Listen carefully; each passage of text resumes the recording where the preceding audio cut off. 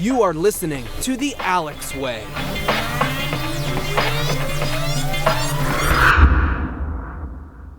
Hi, everybody, and welcome to The Alex Way Show.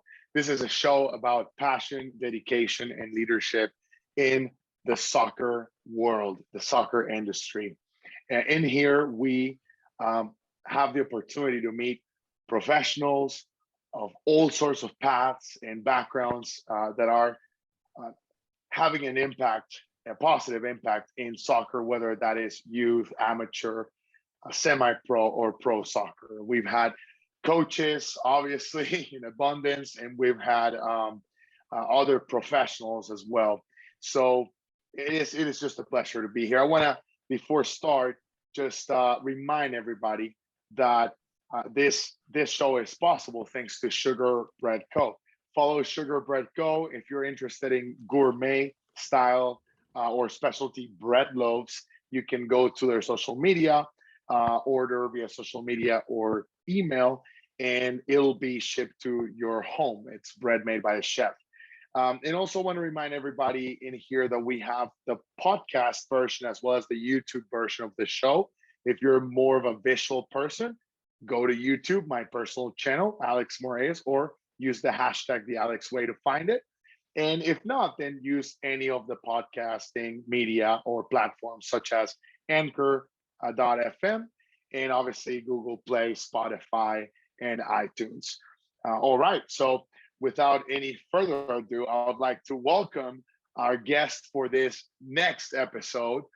And my guest is someone from the first team staff. He is Fernando Alva. Welcome to the show, Fernando, and thank you for your time. No, thank you for having me here, and yeah, I'm excited to share any sort of experiences of what I went through from a growth from a personal standpoint of view, and then as well a little bit about me. So I'm very happy that you have me here in your show. So I'm ready to go. That's awesome. Thank you so much. And I'm so excited because Fernando is not only a coach, he has a coaching background, but he today, and not only today, he's just collected all sorts of experiences focusing in the area of performance analysis. And so Fernando Alva is the first team, a performance analyst of the New York Red Bulls. So let me just give a brief introduction of who Fernando is for all of our viewers and listeners. So Fernando Alva is a performance video analyst as well as a club scout and soccer coach.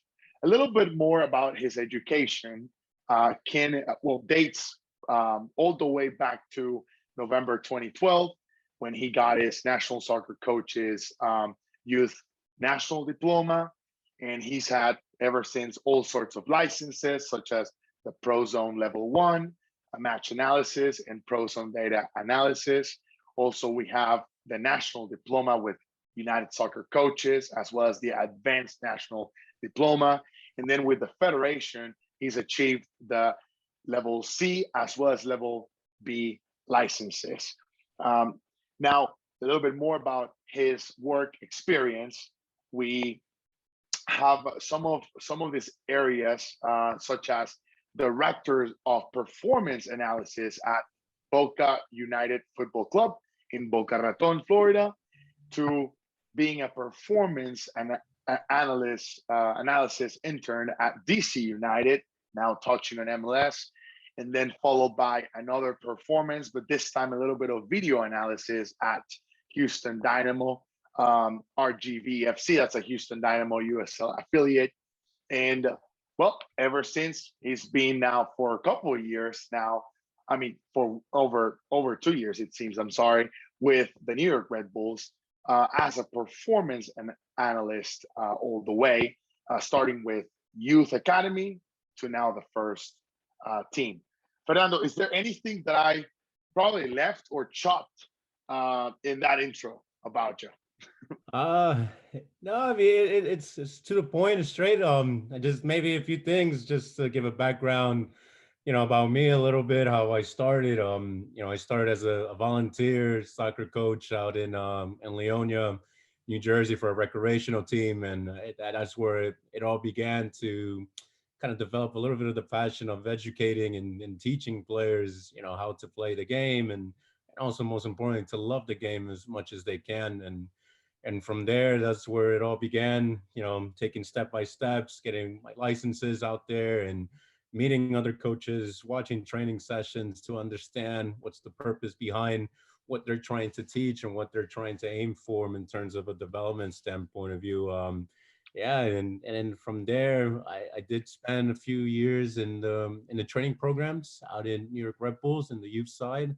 So I that had to do a lot with the grassroots level. So working there, I specifically worked out in a club in Hoboken in a travel team, and overall, objective was to develop those guys and actually develop that passion for them. And I think when my time around there, it was a great opportunity because I got to learn a lot from a lot of different youth program coaches, and especially from the educators that we had. They taught us many things of how to design a training, but being very specific on what is the theme, what are we focusing on, and how can we naturally progress this, and if it doesn't work, how can we regress it a little bit more to get what we're trying to achieve out of that training. Because sometimes you have this picture in your head and it doesn't come out, but what can we do a little different, so I learned a lot Sure. of those things, and I was very fortunate with that. And around that time, I had this great opportunity to go out and watch the academy train. So it was great to see that, and that was a bit of an eye opener for me to kind of see those level players and the quality that they have, and a lot of those guys that were there at that time are now playing in the MLS, and now some of them in Europe. So it's pretty unique to kind of see that a little bit. Yeah. And when I was there, the opportunity was given to go scout a team, and it was for an under 23 Repos team, and I was working under a coach named Simon Lee at that time, and he gave me the opportunity to go out there and go scout DC. And at that time, very young and excited, so I took the road trip with one of my colleagues as well, Daniel Gutierrez. We both went, I remember, to go watch this game, and we were so nervous and excited, taking notes down. But it was a great opportunity for us, and I remember that day as well on our way back from Maryland back to Jersey. We stopped at this rest stop, taking notes and putting our presentation, and then sending it out to him. And that was a bit of an eye opener to kind of understand how do they use that information, how do they apply that information that we give them into training. So, and that was a little bit that kind of caught my attention a little bit more, because that made me understand how much they value the information that you provide them, and what can it help them to design their training for the week to get them prepared for the opponent that they're going to play against. So yeah, and from there I just got stuck into that role a little bit, learning more, and I got to work with a lot of different academy coaches.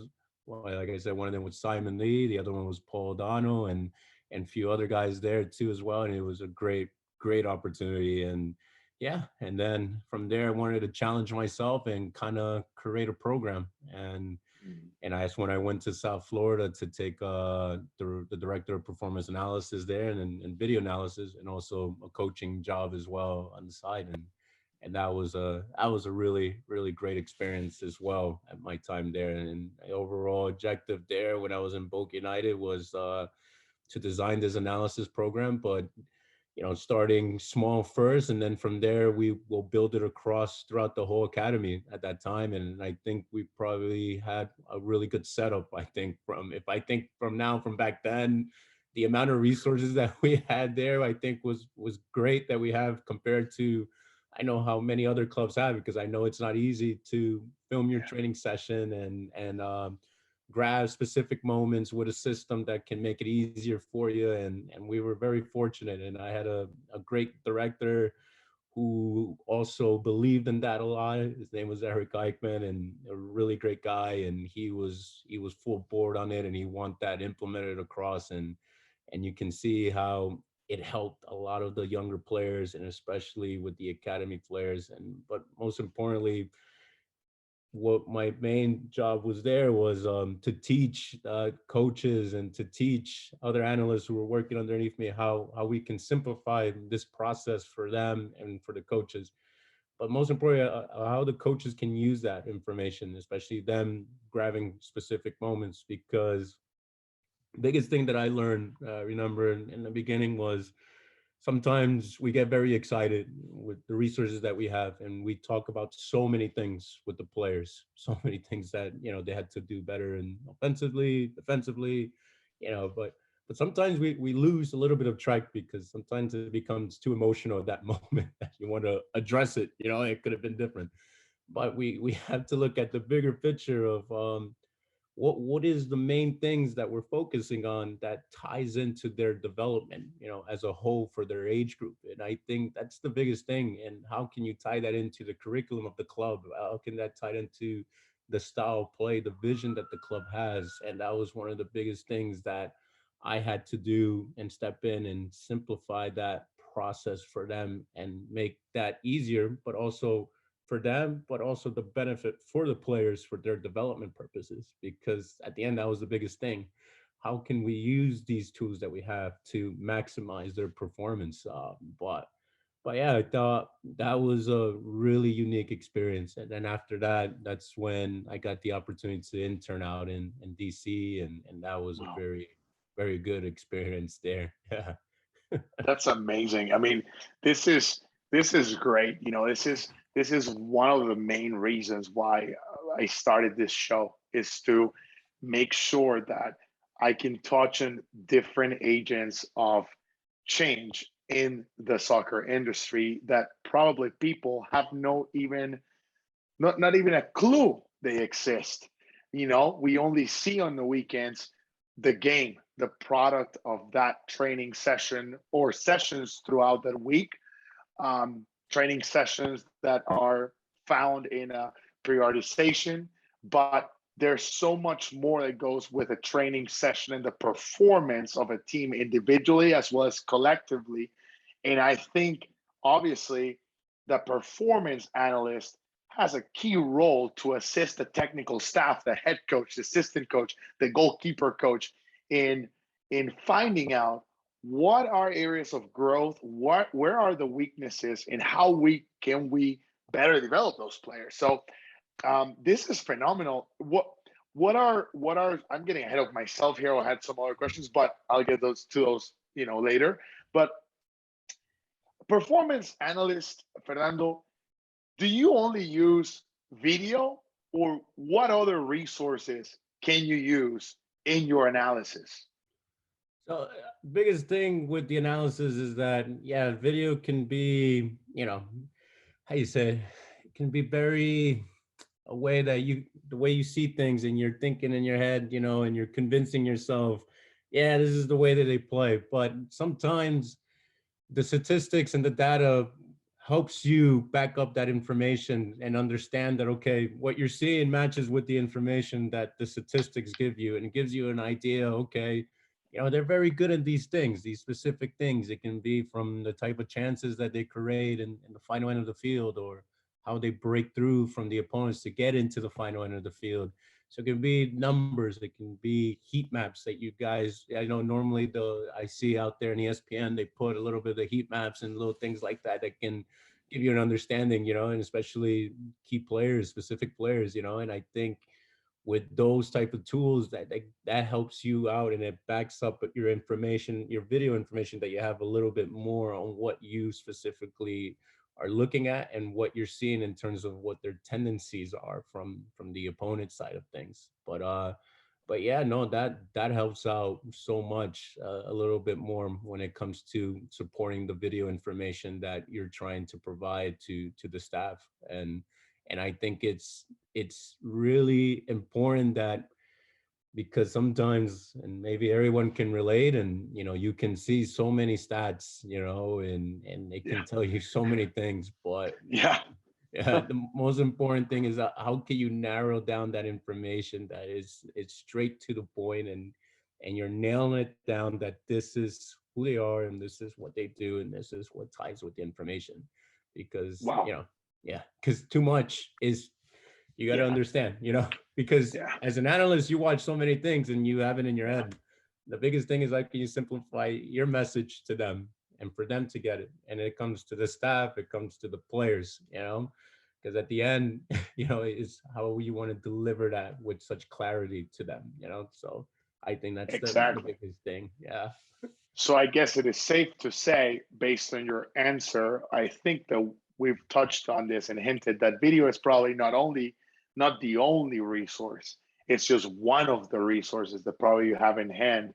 You probably track other statistics through their vests, the specially designed vests, and you see some, acceleration, some physical aspects, acceleration and speed, and probably the endurance and the amount of steps and things like that to come up with a more objective answer to those questions. Correct?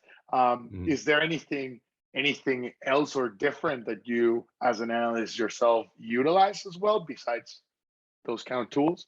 Yeah, I mean, mostly statistics, and because in terms of my experience of what I experienced through, it's a lot of the opposition. So a lot of scouting the opponents and tying that to what the numbers tells you about them, and specifically again of what can you use that can help you, how you say, support that information that you have to the staff and to the players as well, from my own experience. And then as well, from my experience as well, from looking from our own performances of what we did well. And especially it just ties in, that is very important, especially when you're analyzing your own team, is what is the key areas that ties in the way we play, because there's a Mm, thousand things that you can talk about in a game that you can do better, but what are the main yeah, areas that we have to do better as a group, and I absolutely. think when you look at those things, and you have to be, I said, very clear minded when you're approaching those things of how can this help us maybe for the next game or maybe for the long run. In terms of youth side, it has to be all about development and in terms of tying it to each phase of what you're aiming for from your in standpoint from the curriculum that you have from the club, because from there that's how you can specifically evaluate of what's helping us, what's been improving from our team, and sometimes, in the youth development, yeah, the group is important, the functions are important, but it's also the single player as well, the individual player as well. How are they performing individually in terms of their responsibility and role? And I think many clubs now, I mean, I know my experience in the DA, but I know now is MLS next. I Next. think that's, yeah. So Yeah. now it's pretty similar now, but but I know that a lot of those clubs now they have a defined responsibility roles, for each Yeah. key player, what they demand for, what they look for, and then obviously, yeah, the video and the technical action, the decision making, the execution of why we make these decisions, those are key things to evaluate. But again, the most important thing is just tying it to what the identity of the club is, and that's the biggest thing I can say.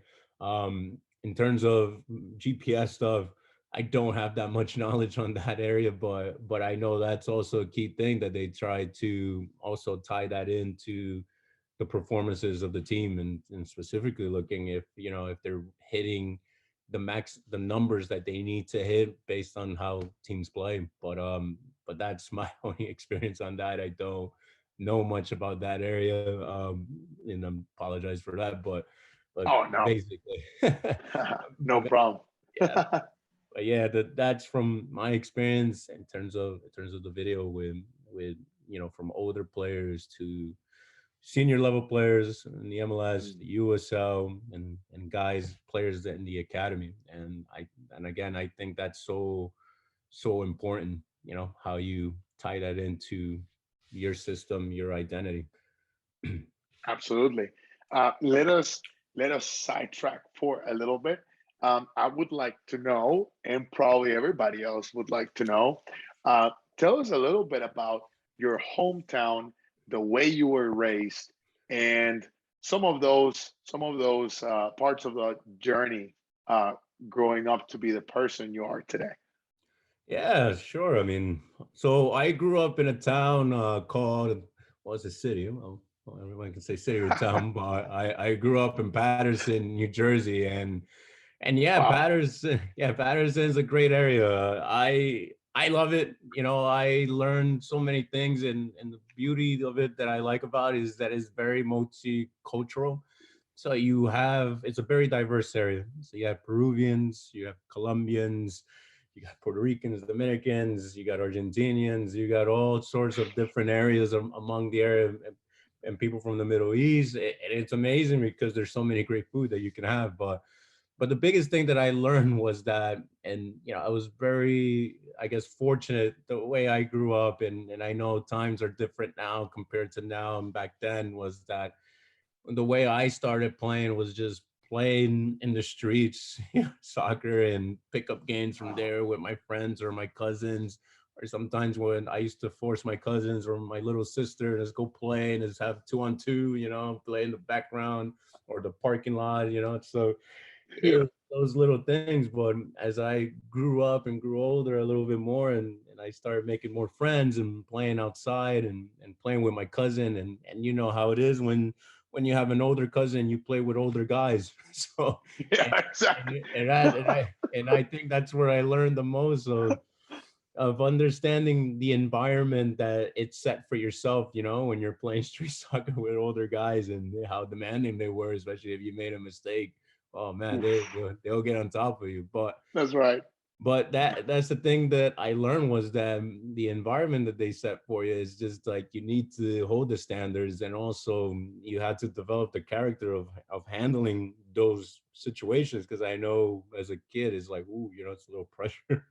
But you Yeah. start learning about yourself, and how can I handle this? How can I get better? And you start learning about certain guys, what they like to do, what sort of moves they like to do, how can you stop him? And but I remember, that's how my brain used to operate so much when I used to work with those guys. I play with those guys, sorry, Yeah. and yeah, and it taught you so many things. It taught you so many good lessons, especially moments where you had to prove yourself, and because Yes. you're the young guy, they don't want to pass you the ball. They don't want to pass you the ball. But when you had the ball, you sure that you had to prove that you're able to play with these guys. And then from there, that's how they ultimately give you respect so much. But yeah, I mean, I grew up there, and then eventually I moved to the city, a town next door. It's called Helden, New Jersey. So I moved there and went to high school over there, to the school in Manchester, and that was the moment I had the opportunity to play for my high school team, and that's where I got to learn a little bit more, and I made a lot of friends, and I don't know, I guess, some of my friends would tell me that I guess at a young age they kind of sense in a way that I had the ability of trying to teach them what they can do, what they can do better. But I never noticed that. But I always had a lot of good friends that eventually we always used to play. We used to train ourselves. We used to coach ourselves. It was funny, but when I used to think about it back then, but it was great. And again, and same thing as Eldon is, the environment, the atmosphere, just playing outside and playing in the streets, making friends, and soon enough you just develop this culture that everybody wants to play with you out in the streets and create this tournament. It was crazy. Eventually different people from different towns wanted to play against us, and that was fascinating, because I was like, wow, they spread the word out. I don't know That's these right. guys how these guys end up here, but now we got to play against them. But That's fun though. That's yeah. so much fun to meet new people and connect through the sport, through the game, and just play it out there, no rules, or make your own. You Yeah, know? no, exactly. Yeah. But when I look back then, I was like, wow, this is great, because in a way we just created this culture out here. And then soon enough, we're not going to be playing as much because we're going to get jobs and, go to school more. And now there's the new younger generations that take over, and they do what they have to do, and keep playing. But yeah, it was a great. But that's where I grew up. But just I guess a fun fact, I never didn't play soccer as much. I think when I was younger, I played a lot, and then I stopped and I played tennis, but I played soccer for fun. And then eventually I got back into it and I got stuck to that. But I played so many different sports at a young age, but it was great. But again, it was due to the environment because you play basketball, soccer, football in the street. It was all sorts of different things that I played when I was younger. But I guess that's a little fun fact, I guess, about myself. That's so cool. Yeah, no, this is great, man. There's so much color in your Mhm. life, Mm. and it seems to me that you welcome cultures. You welcome your. It seems to me that you're an accepting person, diverse, inclusive, understanding. Those are great traits that probably all of us should probably have, or achieve, because the game in itself it's global, Yeah, it's yeah. universal, you Hmm. know. Yeah, absolutely. It brings everyone together. So I agree with you on that 100% on that one. But yeah, that was ultimately my my history, I guess, of growing up in my town that I grew up in. But yeah. That's so cool. No, this is great. I'm having a lot of fun getting to know more about you. uh See, everybody, there's so much more behind what a performance analyst is. Yeah. They're human. Yeah, we're human. That's so funny. Well, I guess this leads me to the next question. When did you decide, I want to pursue a career path in soccer? Yeah. So the, the way that began, it's a good question. And it's a very, very interesting story when I look back then. And I actually it's funny because I shared this story with someone 2 days ago and they were completely shocked by the whole thing, how that all That's happened. funny. So yeah, so basically what happened was so when I was younger, teenager years, I worked so many different jobs, and but there were so many things that you can take out of it. So I worked in a clothing store, I worked at a flower shop, I worked at, fast food places, and but I ultimately always wanted to work, and eventually I worked in a bank. And I think when I finished high school, I was playing more. I was working more in the bank. I was a teller, and at that time, good money, young age, and I was at school, but I wasn't really sure what I wanted to do in my life, And I don't think anyone knows when they graduate from high school. They say one thing, but there's another thought in the back of their head that, oh, well, I might think about something else, but. But what happened was eventually, I think I made the decision that, what I actually want to pursue to first it was to pursue to be a coach, and I wanted to be involved in teaching, players how to play the game. And I think one of probably the inspiration, I guess, that kind of gave me a little bit more confidence, and I think around that time was had to be Mourinho. I think when he was Wow.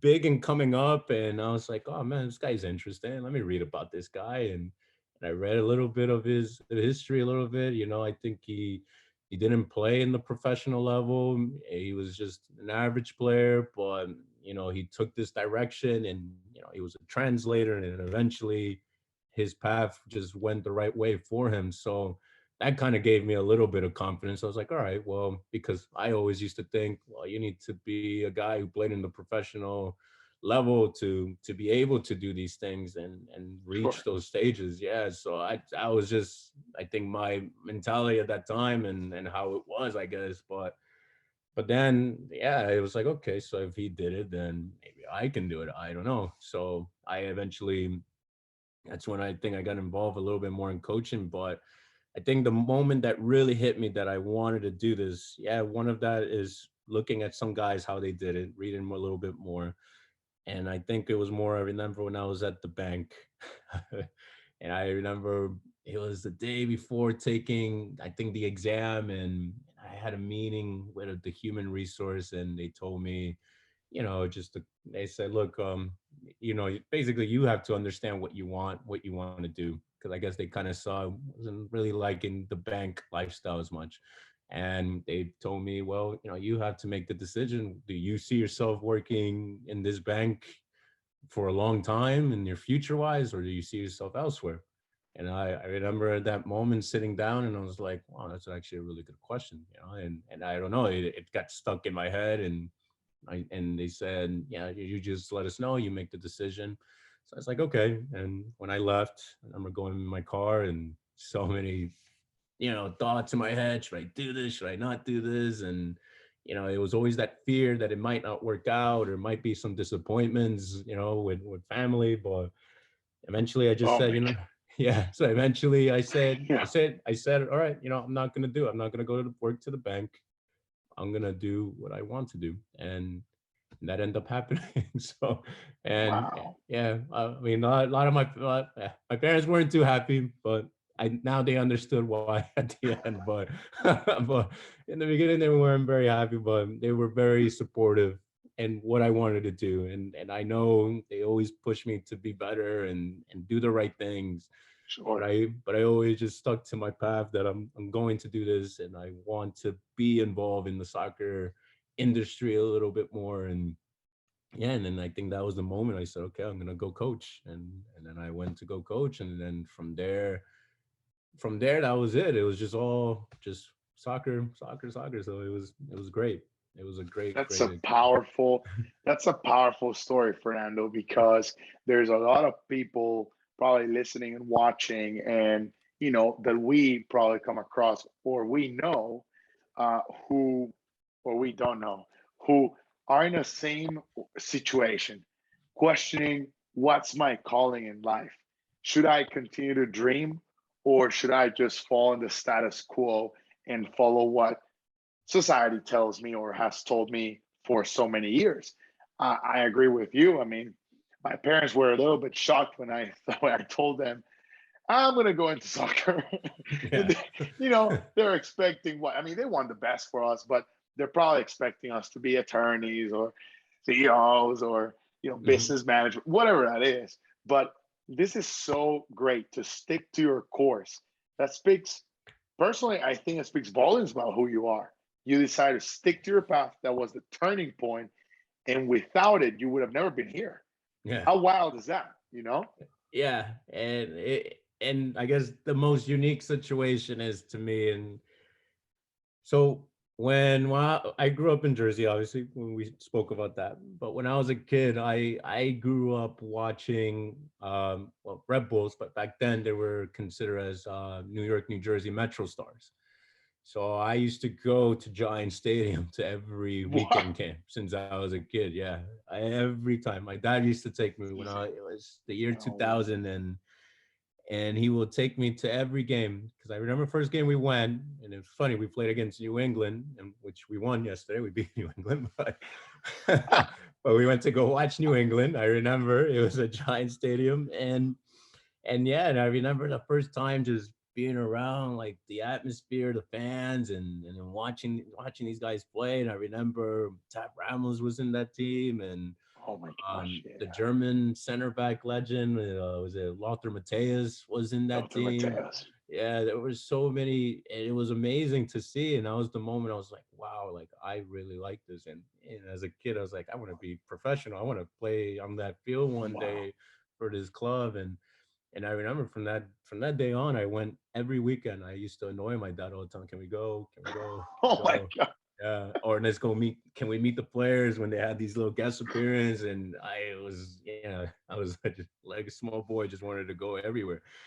But what's crazy to me is that I grew up loving that club so much and watch from being Metro Stars to Red Bulls, just knowing every history. And now that eventually I came back to work for a club where I grew up, watching as a kid. And I think that's just, I still remain a little it's surreal moments. I'm like, wow, I'm actually, here. I'm working with this club. I'm working with these players, and they don't know how much I love this team. Wow. How much I grew up watching these guys. And then what's unique as well is that there's players that played in the previous past that is working in the club, and I'm like, wow, this is crazy. I used to watch this guy play in the field, but he doesn't know that. But I did. I watched.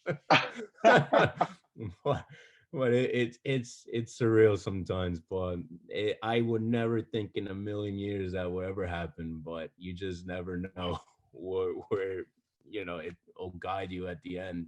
So Exactly. Oh, yeah. I mean, it seems divine, or it seems like destiny, or that luck. But I have to thank the bank people. exactly, yeah. The bank. I will never forget the bank. I always bring that story up to everyone. That was the moment that question hit me. I think that was what the world was trying to ask me something and tell me something. Exactly. So This is great. Oh my goodness. Um, all right. So I guess we're halfway there. And I just want to remind everybody we are with Fernando Alva. He is the performance analyst of the first team of one of our many MLS franchises, in this case, New York Red Bull. And this is such a delightful conversation, Fernando. It's just been great to getting to know a little bit more about your beginnings, your path professionally. I want to remind everybody to just use the hashtag the Alex Way to find us in every social media outlet, or obviously you look us up in any platform, podcasting platform, as well as remind you to order your specialty bread just by going to the social media of Sugar Bread Co. I think we can get into more specific questions regarding your role now, but I would like to know, you know, it seems to me, because of your story, it is just me assuming, of course I could be wrong, but it seems you had the gift of seeing the game, of reading and understanding the game. Um, Playing in the street, from playing in the street to teaching the game, and then eventually ending coaching. Um, at what point did you fall in love with the idea of being a performance analyst? Because you were into coaching, and you still, like, you did your coaching, you have your coaching badges, but I look at your resume, it's impressive, Fernando. It's a nice history of maybe coaching, video, but then performance analysis all the way. Can you talk to me about that? yeah, well, I'll say, well, I'll say is I don't think it's a gift of reading these guys.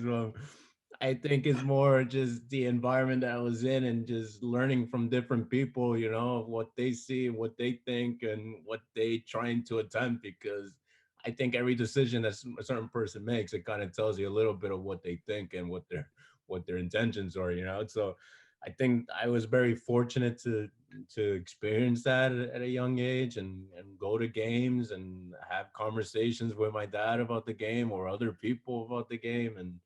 And yeah, and also I think what it has to do was, I think, meeting coaches. I think that's the biggest thing, of meeting coaches, of what they see and what they view and what they believe. Because at the end is, I feel like coaching and the sport is so open. There's no right or wrong answer, and everyone has their own way of doing things, their own way of playing, and you can see that, and different teams. You got, when you watch Manchester United versus Atletico Madrid, they're very similar but different approaches, but it's beautiful. And you got Barcelona, and it's completely different. And that's why I think I'm very lucky that I met coaches, and being around coaches and being in certain parts of environments and being in conversations. Sometimes I don't say anything.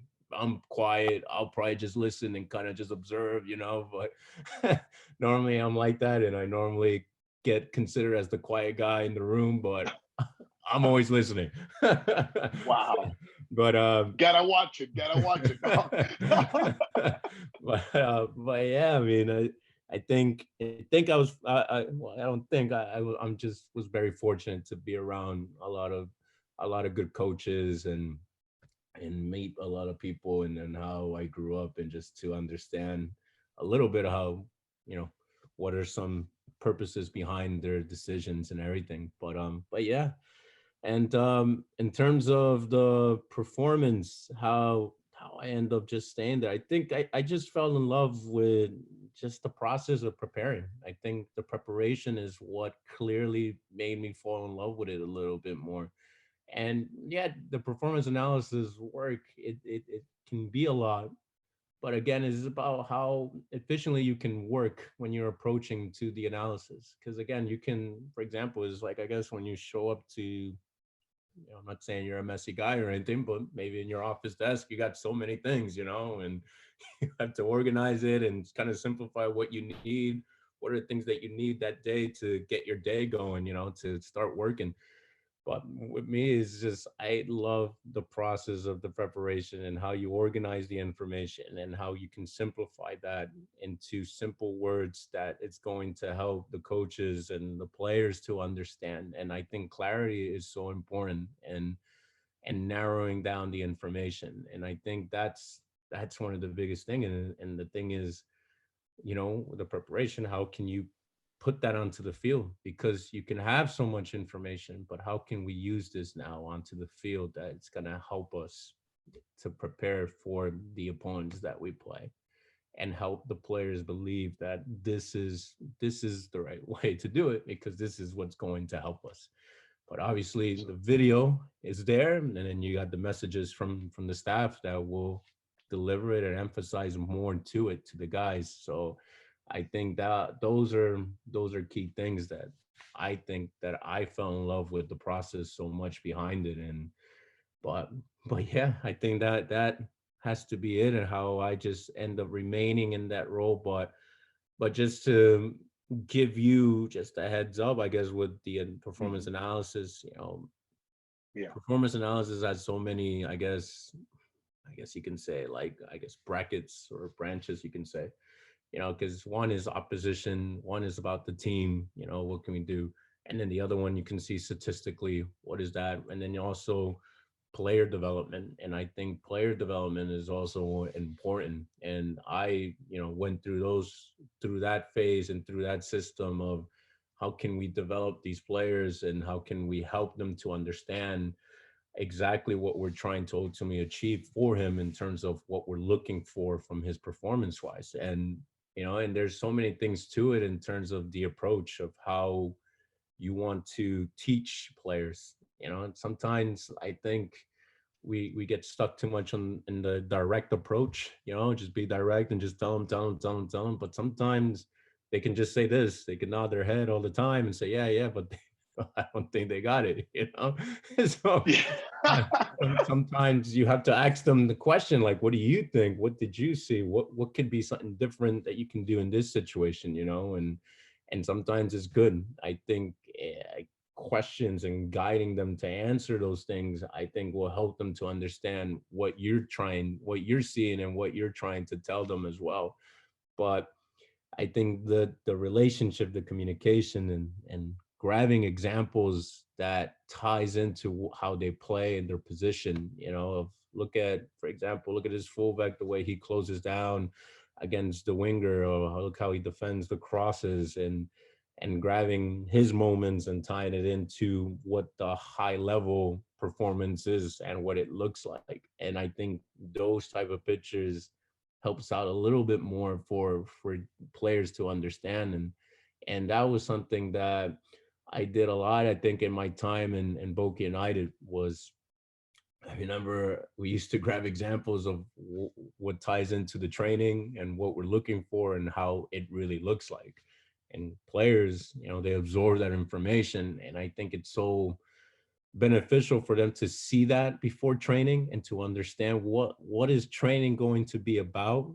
And they have it in their head, and they have the answers, and they have already, okay, this is the picture, this is what we need to look for, this is what we're going to do. And I remember just my experience there, and I know I'm going sidetracking, but I just want to talk about that experience. Is that at Keep one going. Keep going. yeah, at one moment, I remember these players, they end up sounding like coaches on the field, coaching Oh one my another. goodness. Like, hey, look for this face. Hey, open up your body a little bit more. Check your shoulder in this scenario. If the pressure comes here, then this guy's free. And then it's like, holy, and they sound like us when we're presenting the videos, but that tells you that they absorb that information from what you're teaching them. And it's amazing because at one moment it's like you don't even do your job anymore. You just, all right, they have the answers. They're coaching, they got it. I don't have to say much to them because in a way we kind of created this culture in that video room that it was more like a classroom for them, and they held each other accountable, and it was great. I remember at that time in Boca United with those young guys. But yeah, I mean, I think that's so important. But there's so many, I think, brackets, and I think I probably forgot one more thing. You got the scouting and recruitment department as well. That's So another department. Yeah. that's also part of the analysis side of And things. have you, Fernando, have you experienced all of these buckets and different types of analysis, or have you always been in just one or a couple of them? I Let's see, not so much with. Well, actually, no. I did have, but not. I said very heavy as I am in terms of the opposition, and I probably in the youth, like in development standpoint of view for the player and for the team. In terms of the recruitment and scouting, I probably can talk about my time when I was with the younger guys and how we used to identify players and what if we felt like this guy fits of the way we play and how he is personality wise and how he is, his thought process, of certain situations. But yeah, I mean, that was my time. I remember just we're in Boca United. I think when I used to volunteer my time in Red Bull Academy, but it was a lot of based on reports, just kind of handwriting reports based on what we saw. This is what we have. So now, when we see him again in person, we're able to see him a little bit more. But that was just my only time in my experience in Boca United and when I used to volunteer years ago for the academy. All right, no, this makes perfect sense. Well, let me ask you this now: which one is your preferred type of analysis? I mean, because obviously, maybe no, you are in fact doing opposition at the moment, but maybe you not only enjoy opposition, maybe you enjoy one the most or a couple of them. So, which of those are there? I like to do the opposition. I think the opposition is the one that I enjoy the most because again, it's just I like cracking it down and and trying to find ways about this team, what they do, why they change the system, and what are their weaknesses, and what all and again, just the process of the preparation, and that's how it first started when I volunteer my time with the under 23 squad for Red Bulls when I volunteered back then, and that's when it was a little bit of an eye opener about like, wow, these informations you're giving, these situations, they're working on this now, this is how we're going to attack, this is how we're going to defend, and you're just like, I think in that moment when I was volunteering, that was the eye opener for me, that I was like, okay, I like this. So, but and I remember being that young too there. I remember I was so nervous. I remember I was like, man, I hope I got every information right. I mean, I just watched one game because it was at that time, because when they played in the MPSL, I don't think there was teams that filmed their games. So I had to physically go over there and just watch, and see. But yeah, I remember it was so nerve wracking, but thank God everything It's happened the way it it's more did. streamlined. Yeah. This is awesome. Um, yeah. Oh my gosh. Yeah, this is a fun conversation. I'm telling you, I'm having a blast here. This is probably my best conversation yet. Sorry to every other interview, but yeah, sorry to every other guest that I've had. So I, I want to follow up with this. I, how sick? Well, no, hold up a second. Yes, let me rephrase it. So, in terms of comprising a staff, obviously, a technical staff is going to be composed of that head coach, one or two assistant coaches, depending upon the club and the head coach, and why not the sporting director. So a head coach, an assistant coach, or two of those, the goalkeeper coach, the medical team, and the physical trainer, of course, and then the performance analyst. In your case, um, how many performance analysts comprise that bucket of analysis? It's it only mainly you for the first team, or do you have a couple more? Okay, so you're asking like how many analysts do we have specifically for the Yeah, team with that that supports working and with Coach Strawberry, yeah, yeah, Coach yeah, Strawberry, yeah. yeah. We have three analysts. So normally, yeah, there'll be three of us that will support him in anything, and then as well, Yeah. we have one that works in the USL, and we're ultimately getting one more in the academy. But and I find it very I think it's a great club that that they value a lot of the analysis and a lot of supporting the coaching staff with information, with based on again performance of the team, performance of the opponents, and supporting him in anything that's requested. But I find this setup very unique compared to many other clubs that I've been to. And I think I think it's a great setup for any I think coaching style. I think they will love that, and I think out in Europe. In Europe, I think they got probably 30 analysts for one for the first team coaching staff. But Oh my goodness. it's growing. It's growing, and I think the analysis throughout the country is growing more and more and more. And I think coaches and clubs are valuing it a lot more because they're realizing how valuable it can be, and especially I said to enhance the process of preparation. It can be from the player development standpoint of view. It can be from the recruitment standpoint of view, from the physical data. It can be so many things. And I think I said this country, they're aiming to try to go into that right direction. So yeah, I think it's very, very valuable, I think, in my opinion. So of course this is great. So and it's just to get to know a little bit more about obviously how someone in your position works with the technical staff, because this is a teamwork, it's not a solo situation. So obviously taking a look at your resume, you've been with the club since 2020, actually before they brought in Coach Strauber. So you were there when the coach started. Um, how how was that communication and setting expectations? What are some things that maybe not him, but a head coach that you expect personally of a head coach so you can work well with them?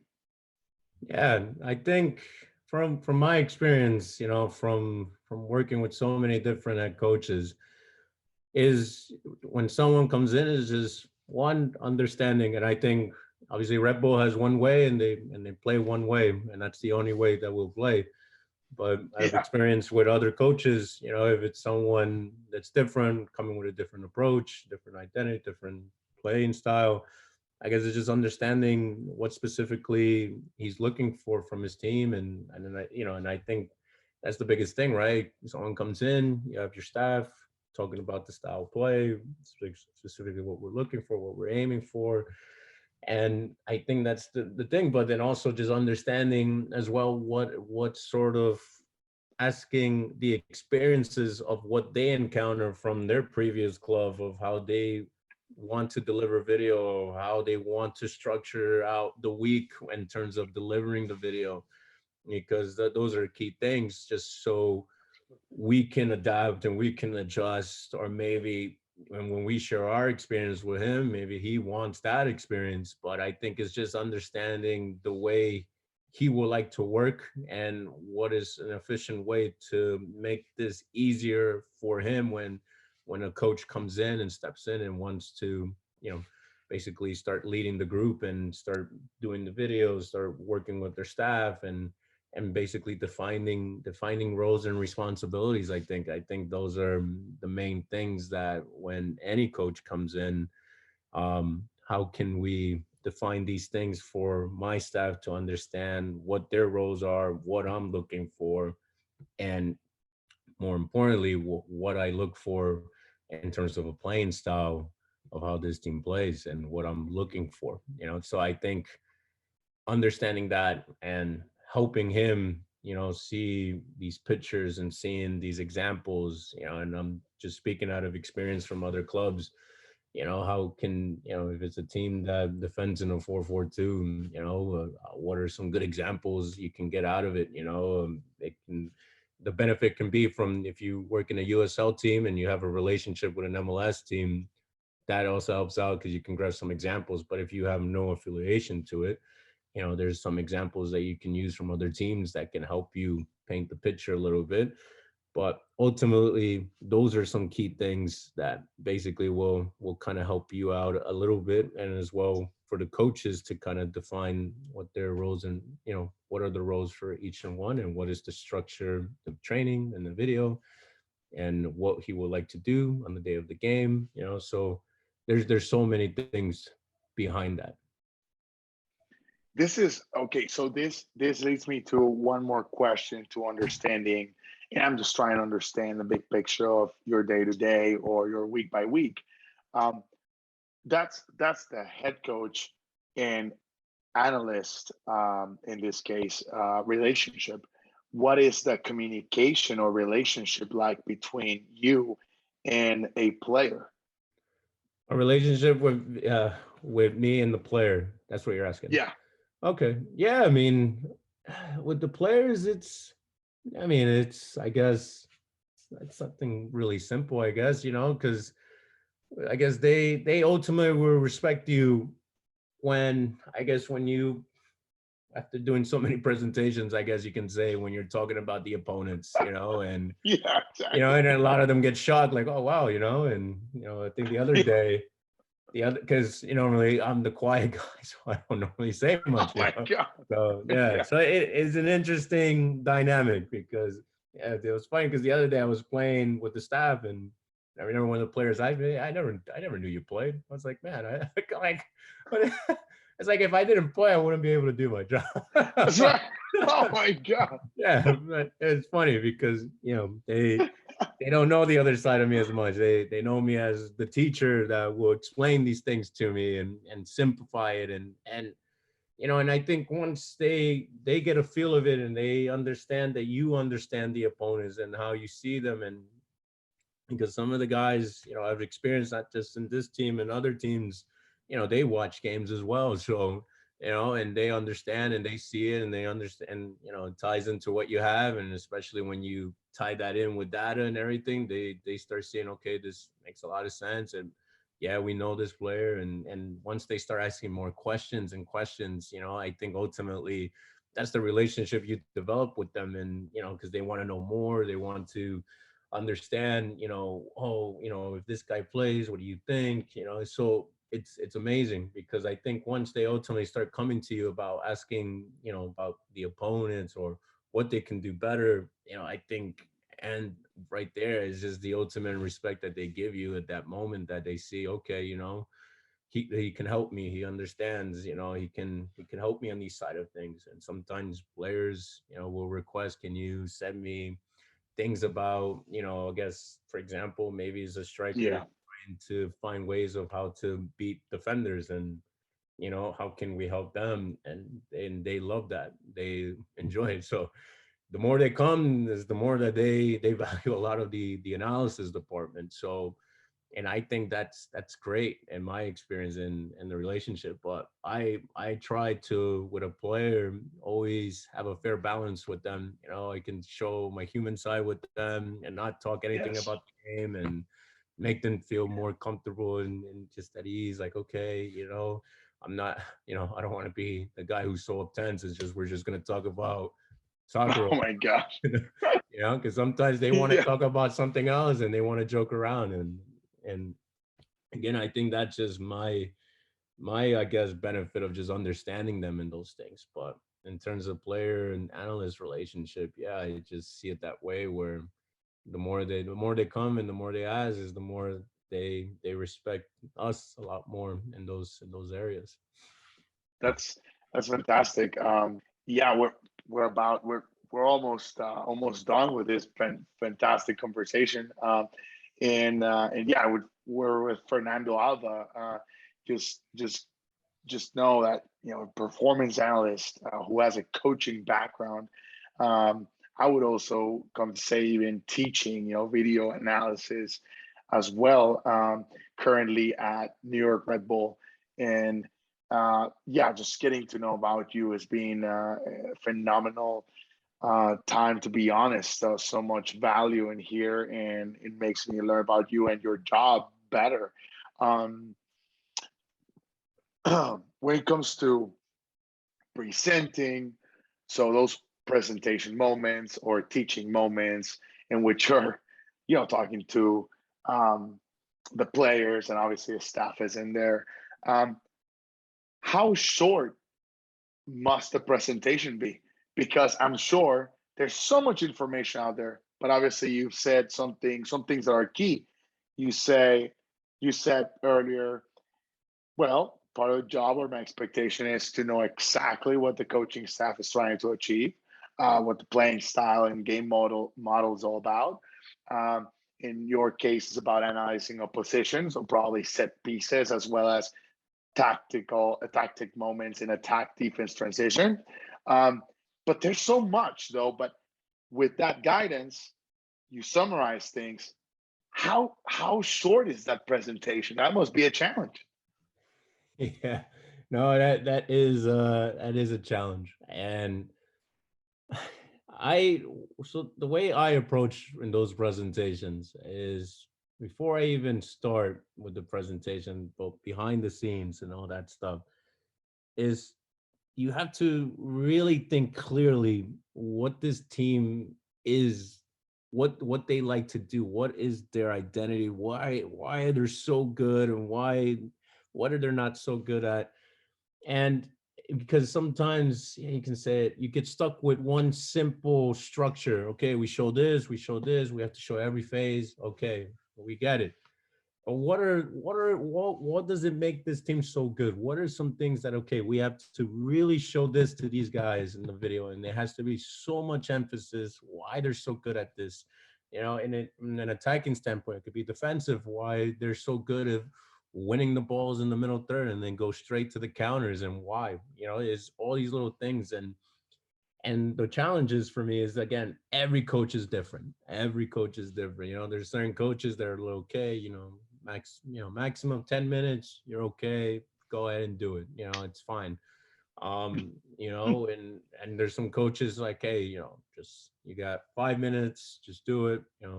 And the video can be short and concise. It can be 3 minutes, 3 minute long video, and simplify it, from my experience. um, but again, it really comes to ultimately how the coach wants to operate. But in terms of the question there, yeah, I mean, I try to give a description of what they're doing in those phases and what they're ultimately trying to do. And with one picture, one image, it's so powerful that if it matches to what your words are saying, it's clear, it's crystal clear. The guys understand exactly what this team is about. And yeah, and those are some key things that for them to understand as well, that the opponents that you're playing, they're this is what they're good at. And ultimately that, okay, I said, especially when you're in a situation where when you're in a streak, and confidence can be really high, and sometimes psychologically you have to be like, this team is really good at this and they're very dangerous, so they can understand, so they can be a little bit like, ooh, okay, like, we got to be ready, we have to be ready, so I try to project my voice a little differently when I put a little emphasis on it, and that helps a little bit more for them to understand those things. But yeah, it's about grabbing the key things of what their strengths are, grabbing key things of what their weaknesses are, to so they can see, okay, that's a weakness. Now I understand the way we play, what sort of strength that we can use against these guys. And and that's how normally it will it will start, and that's how it always will begin. And but normally, yeah, just simplify it to that way, and then obviously, summarize it at the end. What are the main three key areas that, at the end when you finish, like, they're good at this, and this is what they do, and simple. And if guys have any questions, they'll ask, and you just got to be prepared to answer those questions. but but yeah, I mean, normally that's my experience with my video presentations, is just clearly just giving descriptions of what the team is about. I do not provide any tactical solutions or anything like that, because that's not my position to give that. That's more for the coaches to do that. I'm more, from my experiences with different clubs that I work in, is I always gave a description of what this team is about and what they like to do. This is fantastic. You're genius. That's awesome. That's a beautiful, brilliant answer of what really encapsulates being in your shoes, which probably is not easy to have so much information and filter it out, condense it, and then communicate it. It's you gotta have those soft skills to the nail, to the T.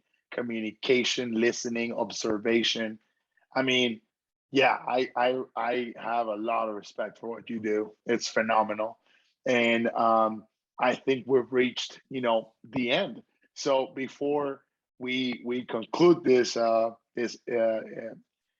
interview, I would like to do my lightning round that I typically do, which is I give you a word. I give you a couple of words. So I give you a word, and then hopefully you can just answer as quickly as you can with the first word that pops in your head. Yeah. If it's a phrase, that's fine. No big deal. But some things that I picked up in the conversation, if that's okay. Yeah, no problem. Awesome. Awesome. This is Fernando Alva's lightning round, and we'll get started. All right. First thing, US. U.S. meaning U.S. soccer or U.S. national team or the The US country? as a country. Uh, I think it's a great country. You can come into the country and do whatever you like, and that's the beauty of this country. You come with a dream, and then you ultimately achieve the dream. So we don't get any luckier than that. Your hometown. Hometown, unique. I'll say unique. I love it.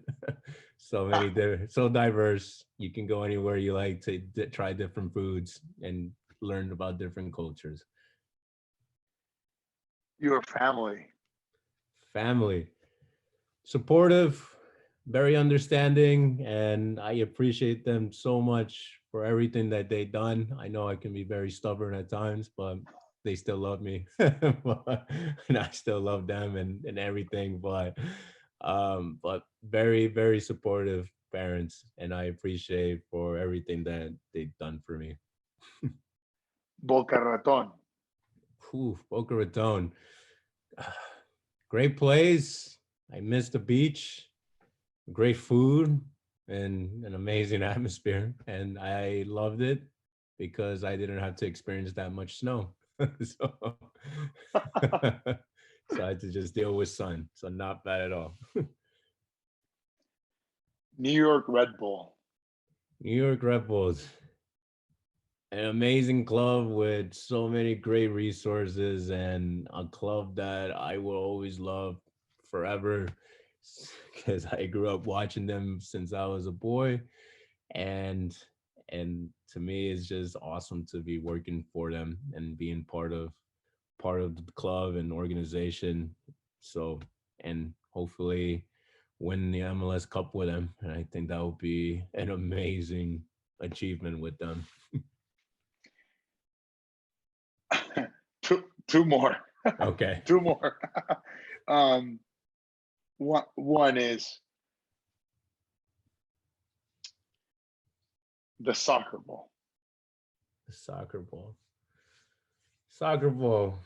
What can I say about the soccer ball? Soccer ball helped me make new friends. Soccer ball gave me so many valuable lessons that from a game that you can tie it into life.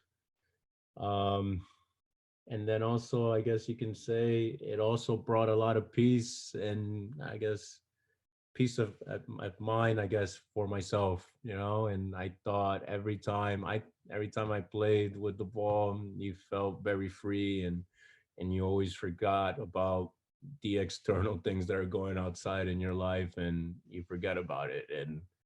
And that's what I think about the soccer ball. And then the last one, since you analyze a position, Hmm. See the opposition. Do you want me to say analyze what can I say anything about that it? comes to mind. Yep. Anything about an opposition? That's what you're saying. Yep. Yeah. Opponents. You analyze them all the time. So what do you think with that word? About that word? What do I think of that word? When I hear the word opposition or when I'm in that area, I always have the mindset that I'm ready to go to war against those guys. So ready to figure everything about them, understand why they do this, why they play that way, why they make certain substitutions, and I try to pick everything about them to get ready for that war that we're gonna play at the arena or at any other stadium. And yeah. That's awesome. That concludes our lightning round. And, I really want to ask this last question, and that is, what would you, Fernando, tell that man, woman, or young fellow who would like to be in your shoes? Maybe they're at that bank, or maybe they're not. But what do you tell to an aspiring performance analyst or coach, passionate, someone who's passionate about coaching? Yeah. What I would say to any individual that wants to achieve anything, it can be performance analyst or anything that they want to do, is that they have to be ready to, I guess you can say, to suffer in a way, because the way I got here wasn't easy, and you go through ups and downs where there's some doubts and fears that you're not really sure this might work out or you might end up being there. But is understanding how do you handle those situations and how you understand yourself and ultimately clear your mind that you're able to do this and have that sense of belief, and if you can't handle pressure situations, then Mm. it's always good to go to the safe, and there's nothing wrong with that. It's okay to have a normal job, but I think in anyone who's trying to pursue something in their life that's their passion, you just got to be ready to sacrifice so many things and understand that that's part of the growth process, because at the end, when you ultimately achieve something, you will understand why you had to go through that. So, and it's a good thing to try to understand. And I think one thing that I took out, and I just recently watched the Tom Brady documentary. He talks about the Chinese man farmer, and about basically this story was about that it can be a good thing that happens to you, but the good thing cannot necessarily mean that's going to be good for you. It can be bad, and also the bad thing cannot necessarily be something good, bad for you. It can be a good thing at the end, and you have to understand that that's what life is trying to tell you. Especially when you suffer, Absolutely. and you're suffering and going through a bad time. It's is to understand, because maybe that bad thing is for something good that's going to tell you later on that you just didn't know. So I will leave it like that, and yeah, and just you just got to be ready to be committed to that and sacrifice a lot of things, because it's not easy. But that's what I can share with them. That's impactful. I wanted to thank you so much for your time, and for the really, I'm telling you, fruitful conversation, eye-opening conversation, sharing more about your work. I want to wish you the best. Nothing but blessings for you as you keep going in your job and for your future. And obviously, I want to publicly thank Luis Swisher for allowing me to get in touch with you. So I hope you felt comfortable, and I would love to remain in touch with you if that's okay. Yeah, no, absolutely. Any questions that you have, you're more than welcome to ask. There's no problem at all with that. That's awesome. Well, thank you so much, Fernando. This was Fernando Alva, a performance analyst with an MLS franchise, New York Red Bull. Um, Remember, just go into any social media platform, YouTube or podcasting platform, and search for the podcasting show, The Alex Way, all about passion, dedication, and leadership in the soccer world. Until next time, guys. You've been listening to The Alex Way. We're all over the internet. Follow us on Facebook, Instagram, YouTube, and LinkedIn.